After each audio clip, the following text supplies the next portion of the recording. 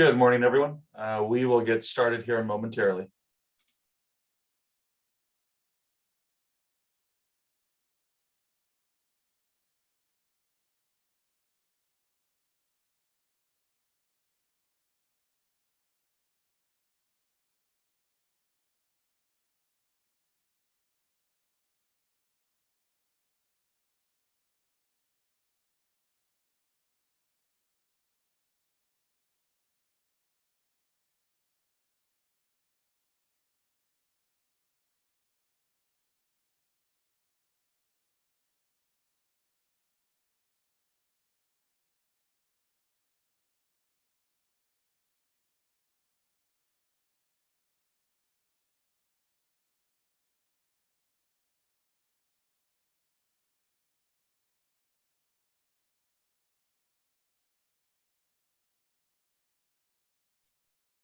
Okay, we will go ahead and get started here.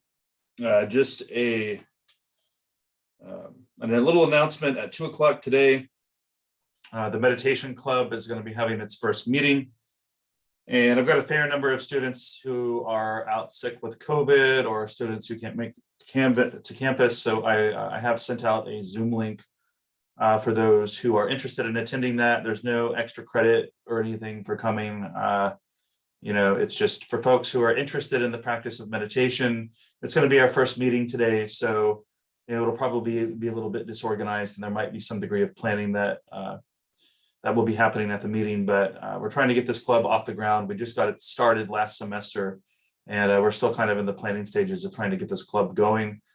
We might need a couple of new officers, if I'm not mistaken. I think we already have a president and a vice president, but I think we need a secretary. I think we need a secretary and a social media officer, if I'm remembering correctly. So if you're interested in that, come join us at 2 o'clock here in Building 14, or come join us via Zoom. All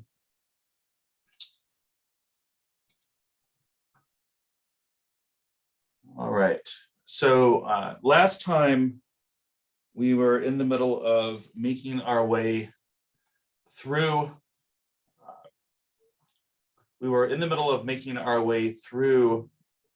Chapter 1, and today is our final day on the chapter. We've talked about the two major macro level sociological theories, that of structural functionalism and conflict theory. And I want to recap those ideas and also recap the ideas of Max Weber before discussing the next major theoretical orientation in this chapter and in the course, which is that of symbolic interactionism. So we'll talk about symbolic interactionist theory a little bit after we do our recap. And then today I have a 30-minute documentary film, which is just going to sort of provide a summary of a lot of the ideas that we've already talked about in chapter 1. It's a little bit of an older video, but it recaps the ideas pretty well here on our last day on chapter 1. And I think we have one day for the next chapter scheduled, if I'm remembering correctly. But don't forget to be staying on top of your chapter quizzes. If you want, you can wait until, the due date to do them, but that'd be a lot to do all at once. So those are already open, and I recommend at least using an attempt or two early on, and then maybe saving a few attempts for right before the exams. You can use them as a study tool. Any questions or comments regarding anything course related, house cleaning, before we finish up chapter 1 today? Okay, so let's go ahead and get these slides pulled up here. I just want to kind of recap the folks I talked about last time for a minute.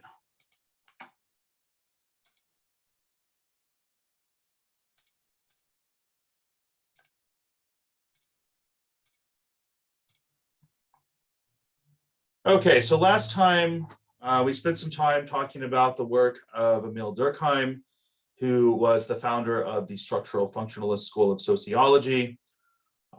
Be aware of Durkheim for sure in this course.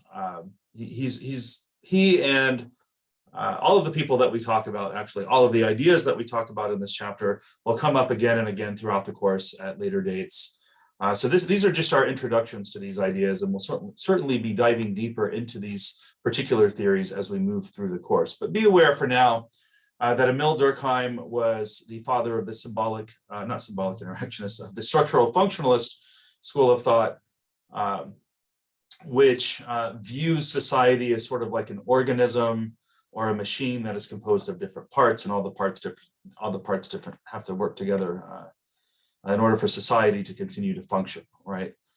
And that's the structural functionalist view, kind of an emphasis on order, how the different parts of society work together to promote the structurally orderly functioning of society, so that we can, go on about our business and count on civilization to work and do its job, right?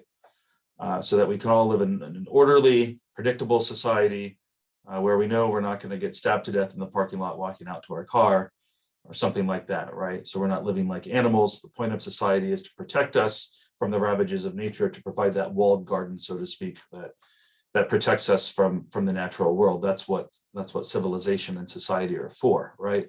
And that can't happen unless all the different parts of society continue to work together and function to keep things working smoothly. So that's the emphasis in structural functionalism, is on order, stability, status quo. How do the different parts of society continue to work together to protect the order and stability of society, right? Now, of course, the downside to structural functionalism that people like to criticize is it does kind of protect the status quo, right? Structural functionalists tend to be a little bit more conservative in their views about social change, and they might not be as quick to sign on to revolutions and rapid social changes as, say, conflict theorists, right? Because conflict theorists are all about inequality, right? Instead of being about order and stability, the conflict theorists are all about, equality and getting away from inequality, right? So this is conflict theory associated with the work of Karl Marx, who we looked at last time. And he said that the primary thing that runs society is inequality, right? This is the primary thing that we want to look at is, who has more than other people, right? And that's the prime grease, so to speak, that makes society function, is inequality. And the basic two groups are the bourgeoisie, the people who own the factories and the companies, the people with the money and power, and the workers, who we refer to as the proletariat. And of course, Marx's ideas are very much a mixed bag. On the one hand, his ideas relating to communism have been used to inspire very violent, nasty dictatorships throughout the 20th century. And there's a lot of nasty things that we could say about Karl Marx relating to the fact that he, inspired all of these nasty dictators, right? And that's true, he did. But at the same time, there's a bright side to Marx, and the fact that, he inspired the existence of labor unions and workplace safety laws, and many of the labor protections that now protect modern workers. We can thank Karl Marx and his followers for their existence, right? So I personally have sort of an ambivalent, sort of a love-hate relationship with Marx myself. On the one hand, I thank him for making the world a kinder, gentler place with protections for workers. On the other hand, I'm not very thankful for the Bolshevik Revolution or the communist overthrow of Chiang Kai-shek in China, for example, or Pol Pot's revolution that led to the murder of thousands of people in Cambodia, right? All of these people were inspired by Karl Marx. So again, Karl Marx is very much a mixed bag, right? On the one hand, he's inspired great positive social changes in the labor movement. On the other hand, his ideas have inspired dictatorships and communist governments, which have perpetuated untold humanitarian horrors upon the human race, many of which we'll never even know about, right? So history is very nuanced in its view of Karl Marx. Now, in defense of Karl Marx, in his defense, I will say that he would probably not have approved of the way in which those dictators interpreted his ideas. You could probably make an argument that that folks like Lenin, folks like Stalin, folks like Mao Zedong, folks like Pol Pot and Fidel Castro to some extent, that these sorts of communist leaders who did damage to their countries, arguably, you could make the argument that that what they did were based upon misinterpretations of Marx's ideas, but I don't want to get into the splitting of hairs about that. That's more for a political science class to debate those finer points. So we talked about Durkheim's structural functionalist theory. We talked about Marx and conflict theory.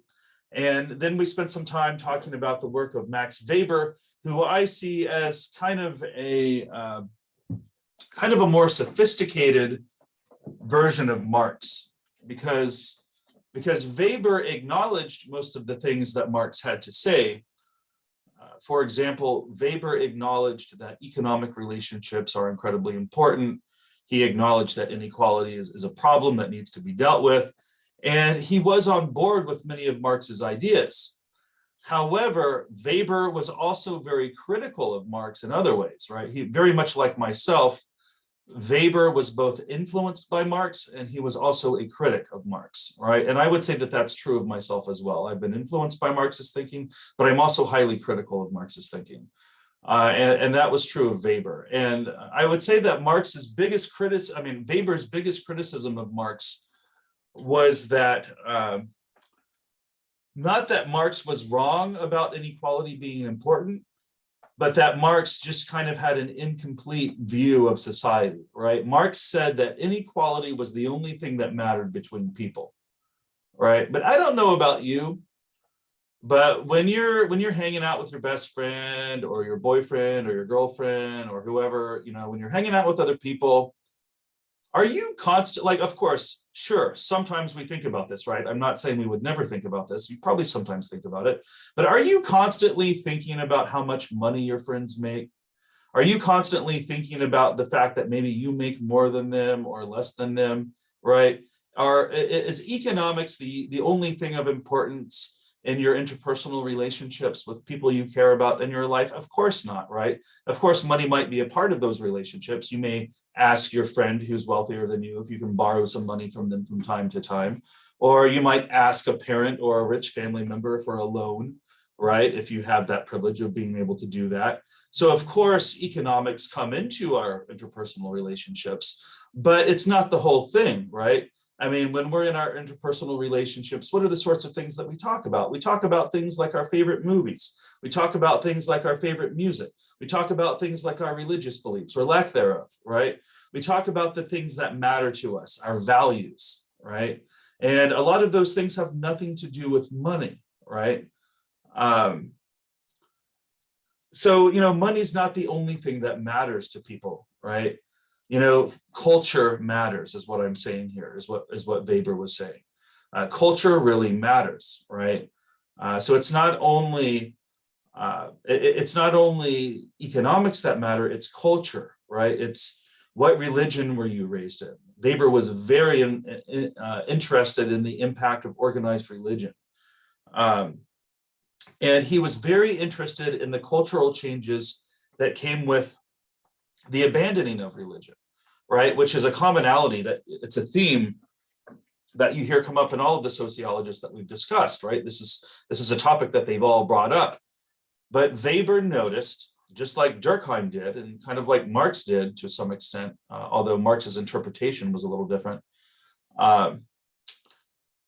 Weber noticed that people were becoming less religious as capitalism and industrialism took hold, right?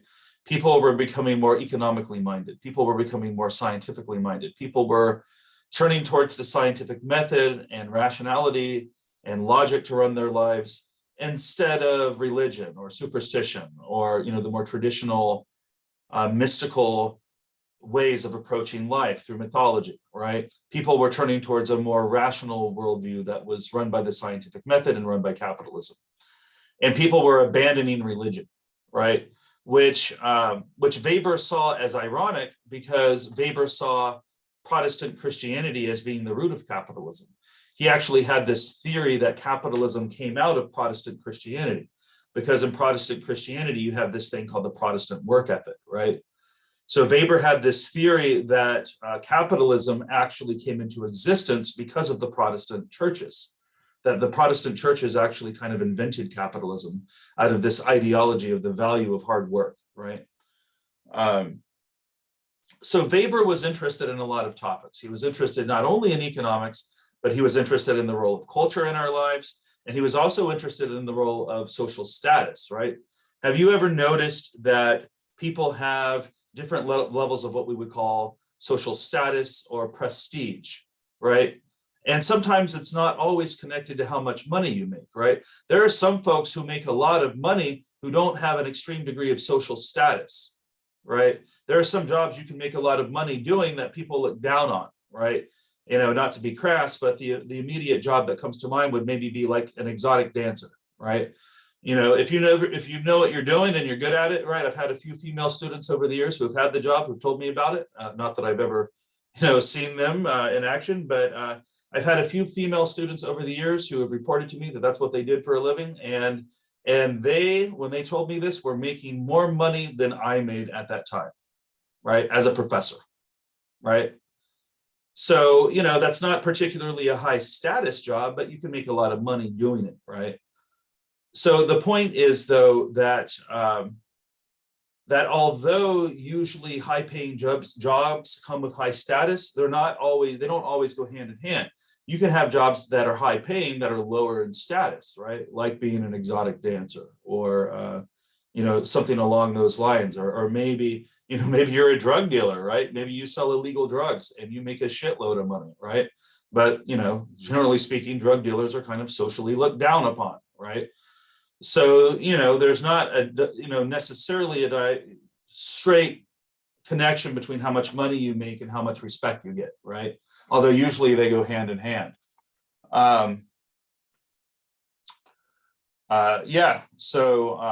Marcus, I've known a few people who have done that sort of thing, for sure, a few female students in particular, and it's worked for them, right? Now, of course, whether or not they're going to be able to do that job forever, it's highly dependent on what your body looks like, right? So, your body's not always going to look like it looks when you're in your 20s, something to keep in mind, right? But in any case, unless you've got the money to spend to make it stay looking that way, I guess. But you can usually tell when people have had a lot of work done. But in any case, Weber was very concerned with not only how much money people had, he was very concerned with their level of social status, right? And he was concerned with culture. So I would say that Weber took Marx's ideas and he kind of added to them and made them a little bit more complex, a little bit more nuanced. And Weber's theory, by the way, is known as rational choice theory. So that brings us to where we left off, and I think it's good to do the recap because it drives points home. I don't mean to be so repetitive, but I think it's important that you guys hear some things over and over again, particularly in the first chapter when you're getting first introduced to these ideas. The third major sociological perspective in chapter 1 is that of symbolic interactionism. And the symbolic interactionist school of thought is sometimes referred to as the Chicago School of Thought because it's associated with theorists who worked at the University of Chicago, particularly George Herbert Mead and other folks. But George Herbert Mead was originally a social psychology professor from the University of Chicago. And he founded a sociological school of thought known as symbolic interactionism, which is also associated with the work of folks like Erving Goffman and others. But Goffman was actually at the University of Pittsburgh. But what the symbolic interactionists all have in common, it's a family of theories. They're looking at how our social roles and our everyday social interactions shape our sense of self and our worldview. So in this sense, symbolic interactionism is pure micro-sociology, right? One thing that I forgot to say about Weber was that Weber was both macro and micro. Oftentimes, your sociology textbooks, like your own, will refer to Weber as the bridge between the macro and the micro, because he dabbled his feet in both areas, right? He both was interested in the macro level and the micro level.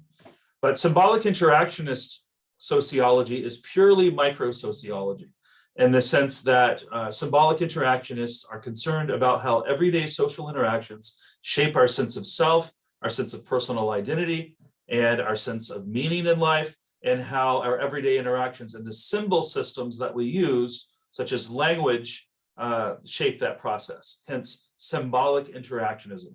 How do the symbol systems, such as language, that we utilize in everyday life shape our sense of self and our worldview? So symbolic interactionism is micro-sociology. And a guy who's associated with symbolic interactionism is Erving Goffman. Like I said, we'll also come back to some of his ideas. But Erving Goffman is associated with symbolic interactionism, but his idea is known as dramaturgy, which is this idea that we play different social roles in life, right? It's like life is a big stage production. It's a big drama. Right now, I'm on stage playing the role of professor, right? Now, next class period is my lunch break, right? So I'm going to leave campus for an hour, and I'm going to play some other social roles once I leave here for an hour for my lunch break. I'm going to go home, and I'm going to get on the stage and play the role of dog owner, right? I'm going to go home and walk my dog.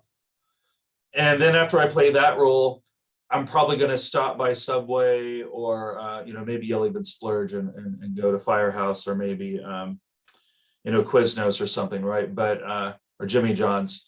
Maybe I'll go to one of the nicer sub places, but I'm going to go buy myself a sandwich somewhere also, right? And while I'm doing that, I'm going to be playing the role of polite customer, right? And now I'll be on stage playing that role while I'm in that restaurant. And then when I come back this afternoon, I'll be playing the role of professor again for my afternoon research methods lecture, right? I'll be playing that role. And then when that class meeting is over, I'll be going to my late afternoon club meeting of the meditation club, and I'll be playing the role of club advisor. But the point is that these are all different costumes that you wear, right? These are all different roles that you're playing, and that our everyday social life is made up of these different social roles that we play. So again, the three major perspectives that we've talked about so far are structural functionalism, conflict theory, and symbolic interactionism. So just to recap that, structural functionalism looks at society in a way that says that society is like a well-oiled machine, or not so well-oiled if it's not functioning well. But society is like a machine or an organism, right? In a machine, all of the different parts have to work together, right? So for example, if you try to crank up your car and your radiator is not working, your car is going to overheat real fast and your engine will melt down, right? And stop running. Or if you use the metaphor of a human body, if one of your organs shuts down, like if you lose your liver, you're going to die pretty fast, because your body will lose its ability to filter out poisons from your blood, right? So every organ or every part of the machine is doing its job. It has a role to play, and they all have to be in balance or the whole thing goes down, right? So that's what structural functionalism is about, is how do we keep those different parts in balance, those different structures, so that the whole thing doesn't go down, so society doesn't just frickin' collapse, right? That's structural functionalism, Durkheim and his followers. Conflict theory, Marx and his followers. They say it's all about inequality, right? We should be less focused on maintaining order and stability, and we should be more focused on reducing inequality. That's the conflict theory view.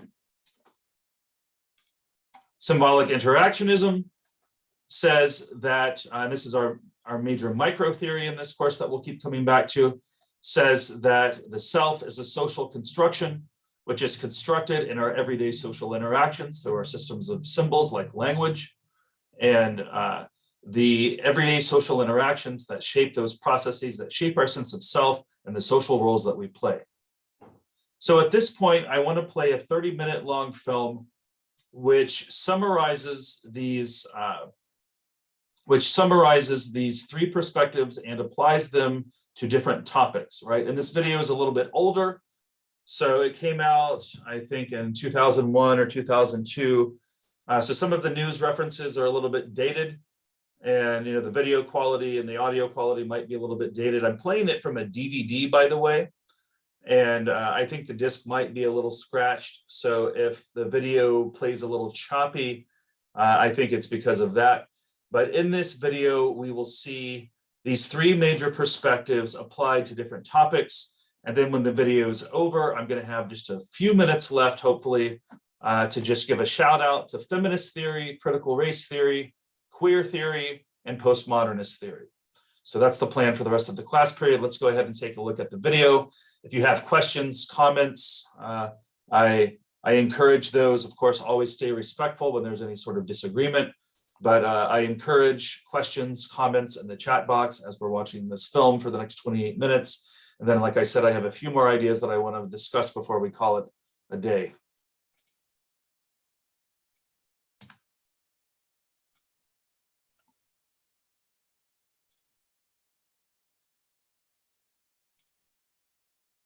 Okay, so I'm going to go to the DVD now, where they're going to focus on the three major theories.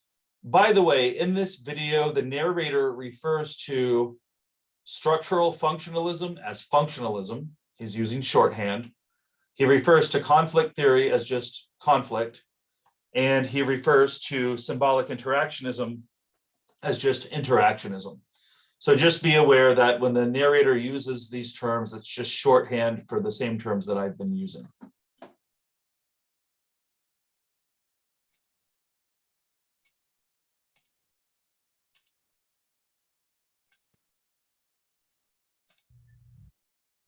You guys let me know if there's any video. I know it's going to be a little choppy. I apologize for that.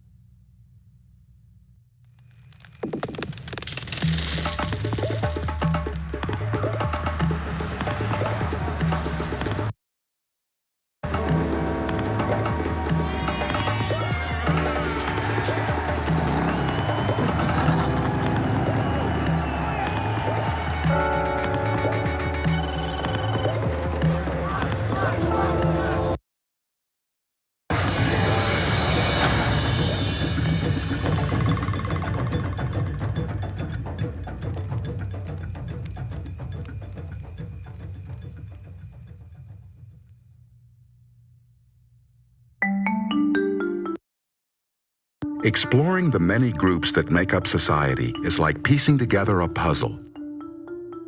Sometimes it's obvious how the pieces fit together, and sometimes it isn't. Patterns, shapes, size, and color help fits within the big picture.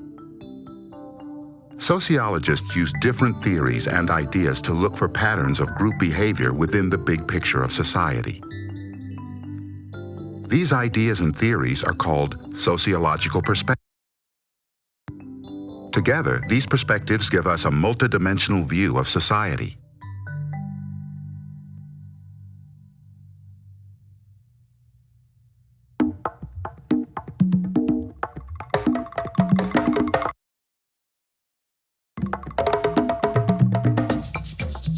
In his famous mural, Sugarcane, artist Diego Rivera captures life on a sugarcane plantation in Old Mexico.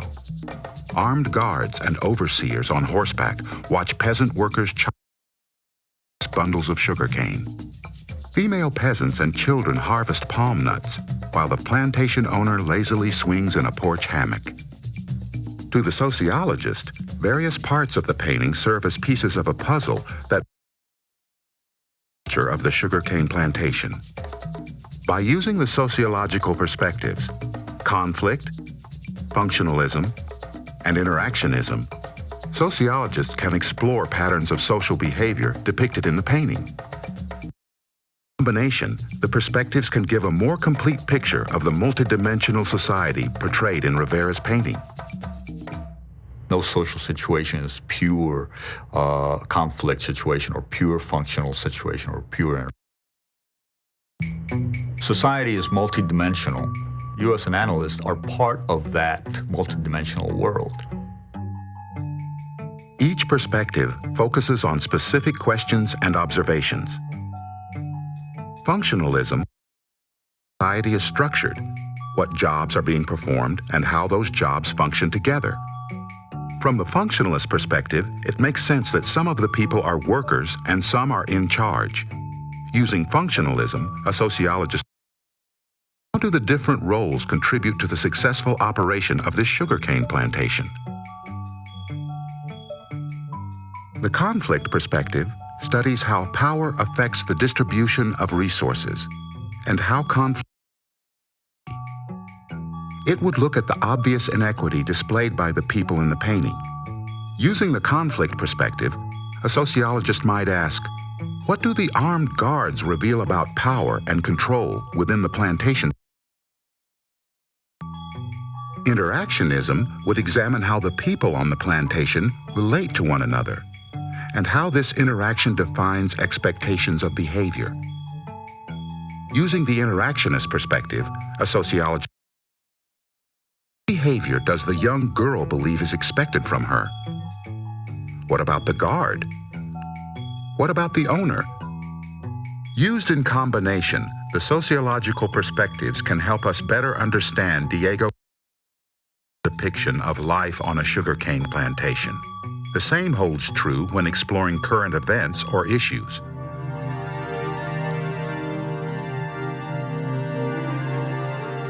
The advantages to using looking at the same issue would be that it would give you 3 different levels of analysis. You would have, for example, a macro look at how that event fits in with all the other elements.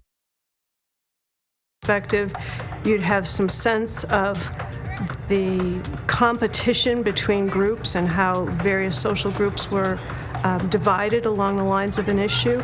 And then if you looked at an interactionist perspective, you could see one-on-one framed through language.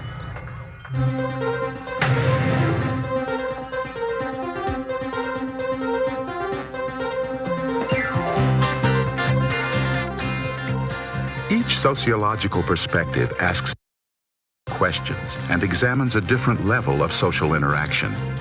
For instance, what does functionalism reveal about a circus? From a functional perspective, within the circus, each of the performers would have a function. Organs of the body have a function. There would be a heart, maybe the ringleader or the manager. There would be also people who perform roles who seem not to be very important, but actually for a reason. They're irreplaceable, but have very small roles. Functionalism asks questions about how complex social groups work together to maintain equilibrium in society. What jobs are being performed? They function together. And how is the society structured? Just like the circus, each individual's function is important in maintaining social order. Functionalism is the one that looks at the structures of any society. Every portion of the social world has a function, has a specific role to play in keeping that social organism healthy. And functionalists look at society and try to interpret what role that aspect, that format, or that social entity has in keeping the entire social structure healthy. Functionalism that assumes that anything that is here in the social world is here because it has a purpose. The circus is an entertaining event because each performer knows her. It is the performance of these roles that makes the circus, like society, a successful functioning unit.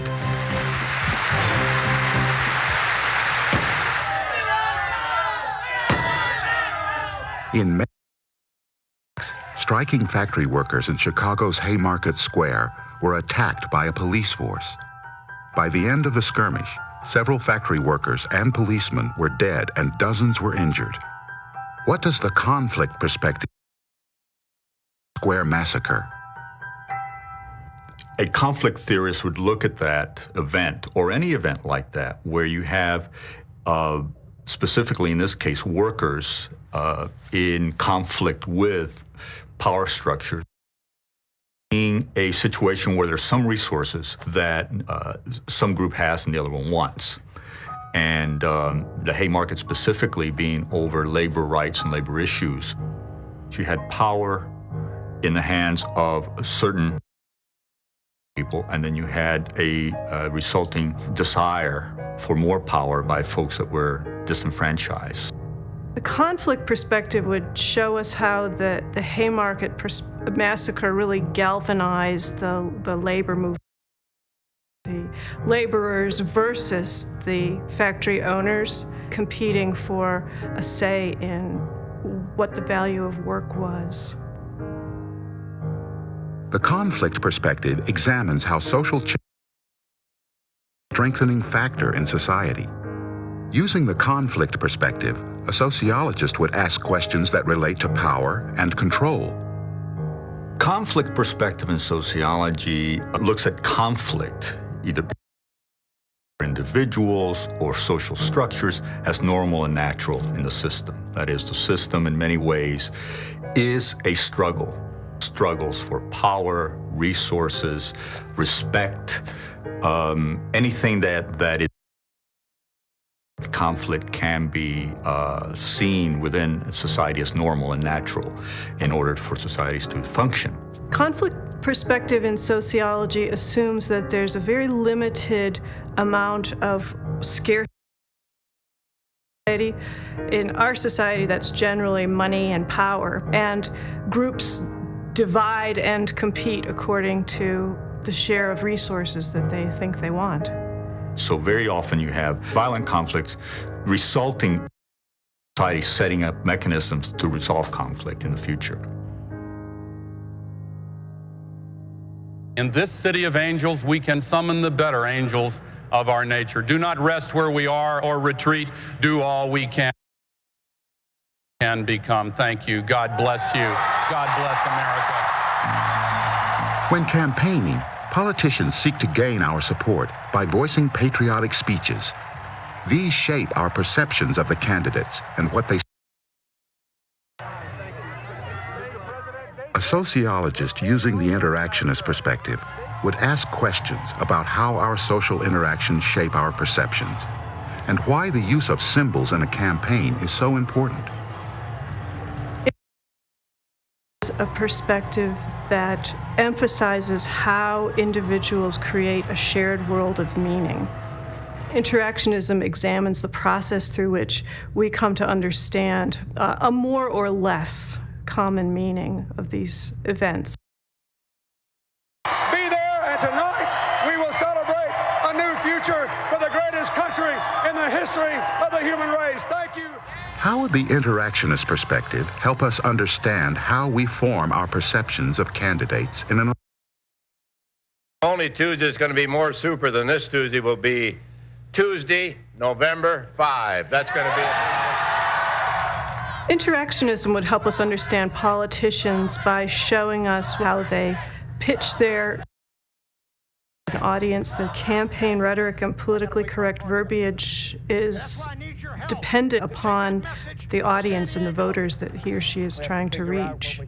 And it can really make or break the difference. Appeal. It's important for our sense of identity in many ways to hear people say what you expect them to say. Together we will work to make all our public schools excellent and in every accent so that no child is left behind.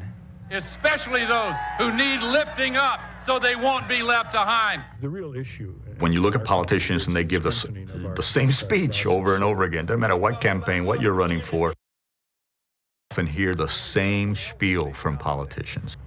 Are they trying to insult our intelligence? No. I mean, that's their role. They have to tell us certain things that serve as a baseline for our understanding of the political process. Learn these things at the level of interaction, personal interactions, and you learn how to behave towards other people through what you've accumulated through schooling, through the media, through your parents, and then you add, and that's what you get. That's the social structure. So in many ways, it depends a great deal on the meaning that individuals have learned and then attribute to situations. The sociologists explore different questions and guide our observations regarding patterns of group behavior. They can be used to broaden our understanding of the multidimensional nature of society.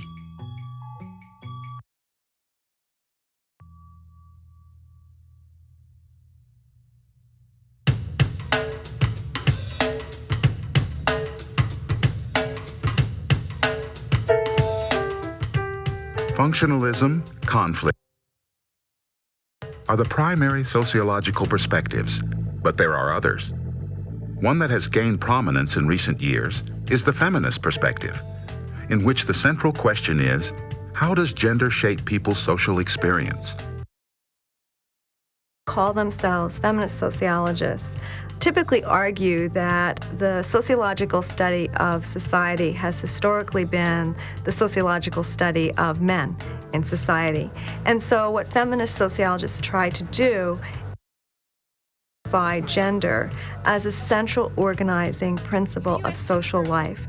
The feminist perspective would put women's concerns at the center and show how they have been ignored.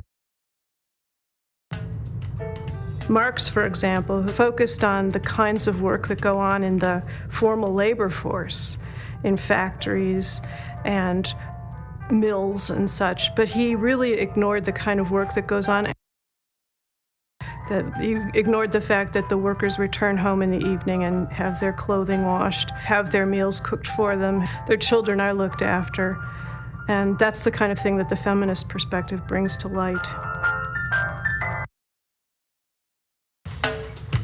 The feminist perspective focuses on gender differences and argues that inequality continues today and colors the way we approach many sociological situations. It's asking the question, well, why should men than women, on the one hand? Why should men have more access to the resources that society has to offer? If we look historically for the fact that for many jobs, if they were male-dominated, for jobs that were certainly, as we call, pink-collar jobs, they may not have offered health benefits. So women who perhaps were single or divorced didn't have the option of having health benefits. There is a limited amount of status in today's society.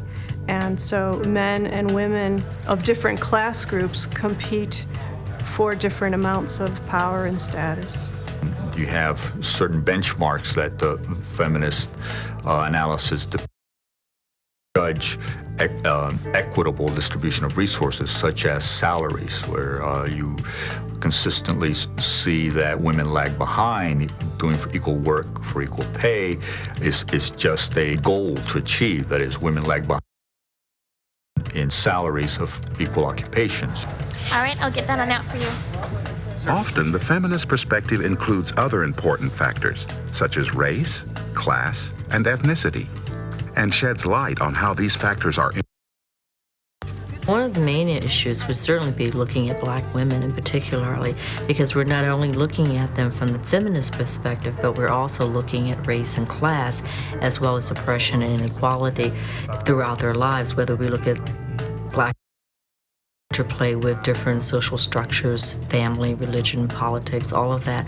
So it makes for a very complete package. The feminist perspective gives the sociologist yet another tool for exploring society.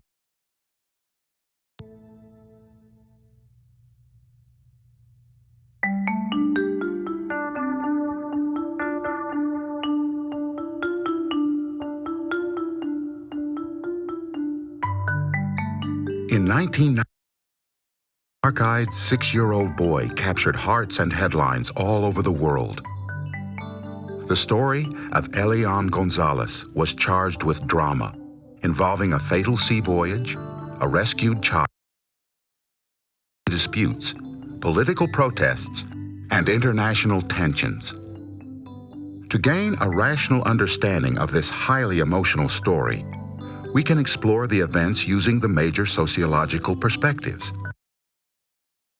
Sociological perspectives can be very important in analyzing emotional issues because they show us how our emotions are, in fact, socially constructed. We always try as sociologists take a step back and look at a situation as if we were not part of the events or the situation. It's not easy. It's not easy, and because on all the social sciences, we are part of the world that we study. I think sociologists can also say things about societies or groups or collectivities that are in highly emotional states. That was certainly the case in the situation, in which both in Miami and in Cuba, people were highly emotional about it. But there were some patterns as to their emotion and the way those things were manifest in the population. And sociologists study of human behavior. And those of us who studied the Cuban-American community and Cuba for a while, when this entire incident of Elian Gonzalez broke out, we were expecting certain things to happen, and largely those things took place because we were used.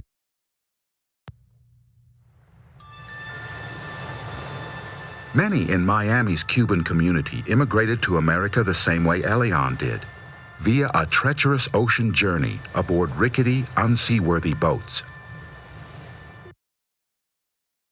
Oppose Fidel Castro's regime in Cuba and feel very strongly about their new identity as Americans.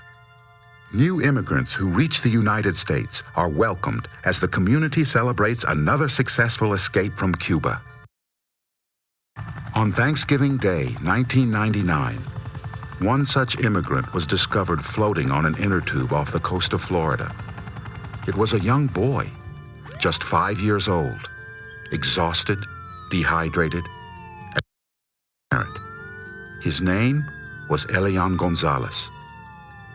The evening news carried the story, and immediately donations, toys, and clothes began pouring into the hospital for Elian. His American relatives were released into their custody. Elian's father, back in Cuba, learned that his ex-wife had died during the journey and that his son was in America. He wanted Elian to return to Cuba to live with him, but Elian's American him in the United States. They appealed to the immigration office to grant Elian asylum, despite the wishes of his father. To protect poor Elian Gonzalez from being forcibly returned to Cuba and to prevent him from facing future persecution. The Gonzalez family, the Miami community, and the entire nation were divided as to what the best course of action was for Elian as 1999 turned into the year 2000. Elian's father flew to the U.S. to try to get his son back. Meanwhile, in Cuba, crowds demonstrated for the return of Elian to his homeland.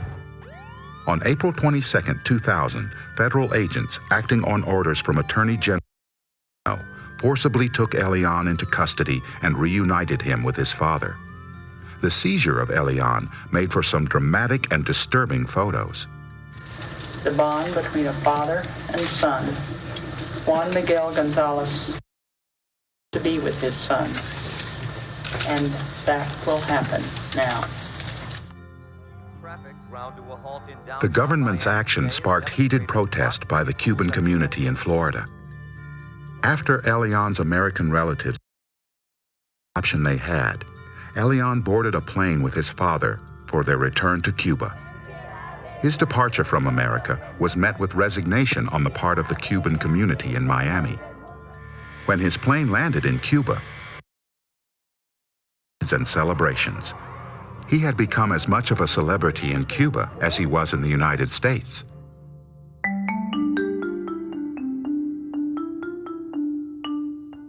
What issues in the story of Elian functionalism address? From a functionalist perspective, it was very clear that the government had a particular function to play in the case of Elian Gonzalez. And really what it did was more than just uphold the laws, things like custody and so forth. It really upheld some basic values that Americans have that have to do, for example, with where children should live and who should be in charge of children. And Elian Gonzalez had one surviving parent, and that surviving parent had every indication father who was able to take care of him. And the values of our society said that's who Elian Gonzalez should be with. In other words, he should be with his father, and the government had, therefore, the function of reuniting him with his father. The government's a function to play, had a role to play, because it had to interpret the laws and of the land as it applies to the case of Elian Gonzalez. Functionalism eliminates government, but Elian also functioned as a symbol for both Cuban Americans and Cuban nationalists. Elian Gonzalez would not have gained that publicity if the child had not served a very important function for the different groups involved. This was especially true in Miami, where Elian Gonzalez, essentially his function was to symbolize the ongoing struggle against Castro. The imbalance of power in situations is a conflict perspective. The conflict perspective has always stressed the importance of economic interests in determining, essentially, human behavior. From a conflict perspective, there are certain social class dimensions involved here. That is, in this case, ideology, interest, because people, particularly in Miami, were willing to forego their economic interests, were willing to forego their best interests in search of this moral cause in order to serve this ideology in the anti-Castro struggle. Would the interactionist perspective reveal? If you're looking at this at an interactionist perspective, it's very interesting because you have folks that are getting together based on their interpretations of the Elian Gonzalez idea. You had demonstrations supporting Elian staying here, and after the decision was made by the government to send him back to his father, protesting that decision. Both in Miami, and people reacted to Elian Gonzalez as that symbol. For Cuban Americans, he was a symbol of the struggle against Castro and the fact that Castro was not going to win this battle, that they were going to win it, that the child was going to stay here. It meant defeating the U.S., essentially defeating the Cuban American community, in this case, by having the child returned.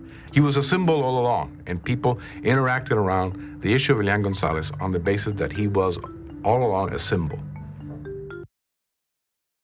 Boy was a story that spoke to many people, that evoked passionate feelings, that stirred to action the citizens of two nations.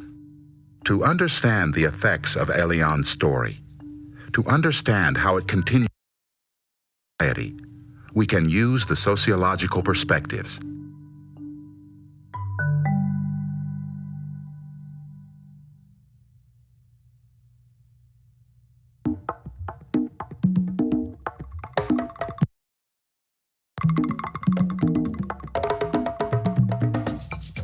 Functionalism, conflict, interactionism.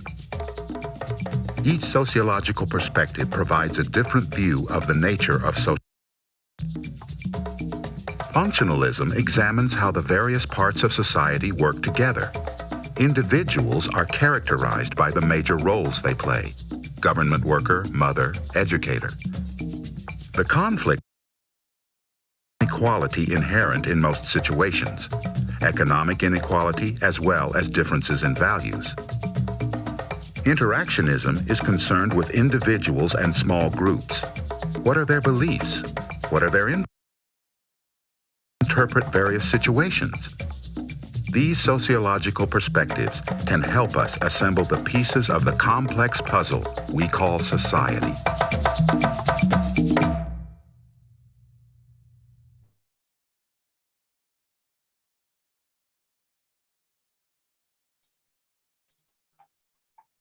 So although that video is a little bit dated in its references, it's a great summarization of the three major approaches that we've talked about so far. Now remember, just as sort of a final recap before we call it a day, also I want to talk about a few other ideas. But just to reiterate,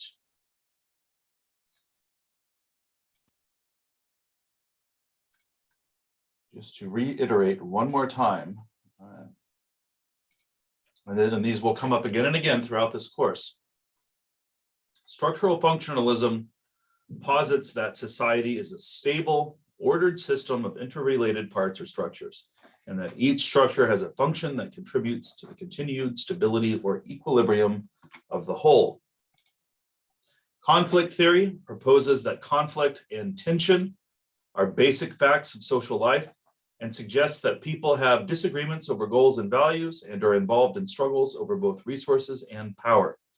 The theory thus focuses on the process of dominance, competition, upheaval, and social change. The main emphasis is on a materialist view of society, a critical stance towards existing social arrangements, and a dynamic model of historical change in which the transformation of society is possible. So conflict theory, just to sum that up, is all about reducing inequality and trying to make society more egalitarian, so to speak. Symbolic interactionism is a micro-level theory. It's a unique American contribution to sociology, and you could arguably say that it is the most influential of all the theoretical perspectives that we've talked about so far, although conflict theory has kind of given it a run for its money. They're kind of neck and neck in terms of influence. But for symbolic interactionist societies produced and reproduced through our interactions with each other by means of language and our interpretations of that language. Symbolic interactionism sees face-to-face interaction as the building block of everything else in society, because it is through interaction that we create a meaningful social reality. Three tenets of symbolic interactionism are one, that we act towards things on the basis of, sorry, I lost my place here. We act towards things on the basis of their meanings. Two, meanings are not inherent, rather they are socially constructed. And three, meanings can be changed or modified through social interaction. So just a little bit of a shout out to feminist theory, critical race theory, and queer theory. These are some theories that will also come up at various points in this course. Feminist theory is sort of both feminist theory, critical race theory, and queer theory. I would say all three of these are kind of offshoots of conflict theory, but feminist theory kind of takes a conflict theory view of gender relations. Critical race theory kind of takes a conflict theory view of race relations, and queer theory sort of takes a conflict theory view of relationships between people of different gender identities or different sexual orientations. And there will be some reference to queer theory, critical race theory, and feminist theory at various points as we move through this course, when we talk about gender, when we talk about race, when we talk about when we talk about sexual orientation. We'll be coming back to all of those at various points in this course. And another more modern theory, or actually postmodern if we want to be accurate, but a more recent theoretical development within I'd say the last 50 years was the development of what's known as postmodern theory, which is associated with the work of French philosophers like Jacques Derrida, Michel Foucault, Pierre Bourdieu. But in order to understand postmodernism, we have to juxtapose it with modernism. The movement began as a reaction against modernism. So modernism is this belief that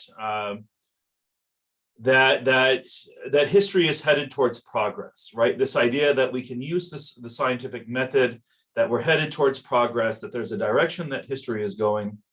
But on the other hand, postmodernism claims that there is no direction that society is going. There are no universal moral values anymore. Everybody's just kind of doing their own thing. Everything is just kind of relative, right? Everything's kind of fragmented and relative and temporary and contingent, right? So postmodernism is kind of a newer flavor in sociology, and it's picked up steam as far as influence in recent years, but it also has its fair share of fierce critics. And I haven't really fully decided for myself yet if I'm a fan or a foe of postmodernism, but I've been kind of diving into it more lately myself. And it's an interesting theoretical orientation that we'll probably touch on a little bit here and there in this class. Okay, so that actually brings us to the end of chapter 1. And one unusual event today that is going to occur is that you guys are going to get out 15 minutes early today because I finished the chapter. Now, most of the time, you guys are not going to be let out early. I'm going to be utilizing full class meetings most of the time. But once in a blue moon, there will be the off day that I finish up a lecture a little bit faster than I had thought I was going to, and that has happened today. So we are done with chapter 1, and on Monday we will move on to chapter 2. And I will see some of you guys next period for my face-to-face class research methods, which meets here on campus. But you guys have a good weekend, and we'll pick up with chapter 2 on Monday. Does anyone need to speak to me about anything course related? Anybody have any questions or concerns before we call it a day today? What was the name of that video that we just watched? The video that we just watched, I don't know if it can be found online. It's a DVD that I have. Oh yeah, I forgot you said it was a DVD. Yeah, it's a DVD. It's Sociological Perspectives. But you know what I can do actually is I can rip the DVD and I can put it on my YouTube station. If anybody would find that helpful, I can use Zoom to rip it. Now it will show up choppy because when I rip it, I'm going to record it through Zoom.